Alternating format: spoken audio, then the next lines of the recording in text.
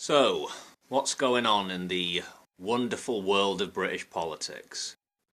Honourable mention, first, Paddy Ashdown, former leader of the Liberal Democrats. He died just before Christmas. He was a good guy from what I could tell, and very well respected inside and outside of the Westminster bubble. So, rest in peace, Paddy. There's been a fair bit of controversy surrounding Speaker of the House John Bercow, a former minister. Dominic Grieve tabled a proposal aimed at getting the government to move forward and reveal the next step if the Prime Minister's Brexit deal is rejected. So, an amendment to a government timetable, basically, that's what we're talking about, to speed things up. Bercow allowed a vote on it, and it was approved by a majority of 11. Naturally, the government did not like this, nor did many MPs.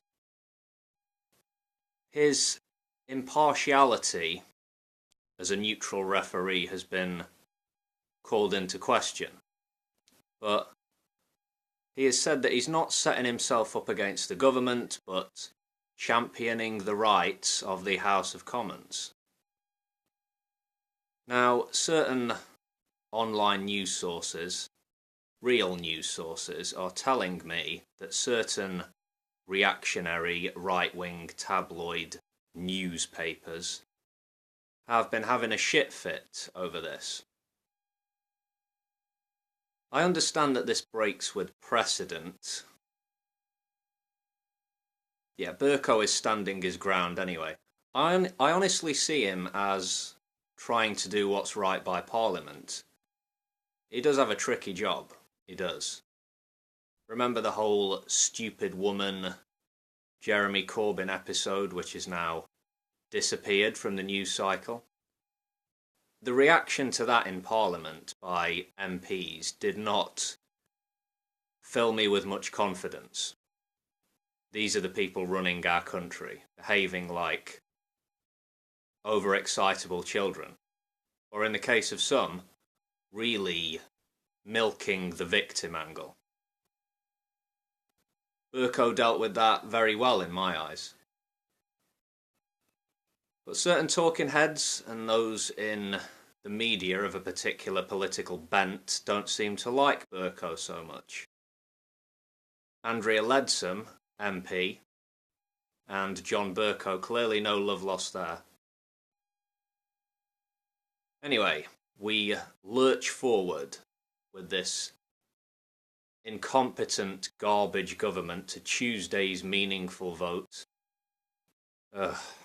On to another subject which has been floating around in recent days. MPs being harassed outside Parliament by protesters, or self-proclaimed citizens journalists in some cases. Talking about what happened to Anna Soubry recently. She's a vocal pro-Remain centrist Conservative MP, if you didn't know, who was recently subjected to people calling her a Nazi and chanting scum. A lot of it looked like your standard attempts at baiting and intimidation from a small group, possibly with an agenda to peddle controversy on social media for financial gain? Or am I perhaps being a wee bit cynical? One of the guys getting in Soubry's face is quite well known in far-right circles. He's becoming increasingly aggressive. I'm not going to name the twat here, no point. More than 100 MPs have called on the cops to do a better job, I guess, when it comes to abusive or so-called abusive protesters outside Parliament. Okay, so College Green, near the Houses of Parliament, is where you will often see media, like the BBC or Channel 4, setting up for interviews, and where you will see protesters looking to get the attention of MPs or looking to get themselves picked up by the TV cameras get their voices heard. Yeah. The ability to protest outside Parliament is an essential feature of a free and democratic society, surely. It can get messy, yes. Sometimes a small minority might take it too far. It happens. But incidents that we've seen this week might well repeat next week. And this is nothing new. Confrontations and unpleasant comings together will keep happening.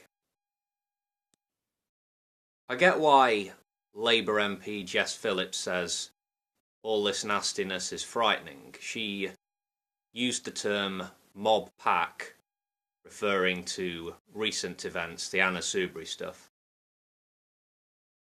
I imagine security around Parliament will be upped next week because of the big vote. Jess Phillips pointed out that security went up around MPs naturally after the murder of Joe Cox in the lead up to the 2016 referendum, but it just went back to normal after that. And now, Brexit. I don't want to talk about Brexit. It's tiresome, but I have to reference the elephant in the room. It's reached another crisis point, so the police have to be vigilant against anyone taking the law into their own hands, or things getting out of hand on the streets.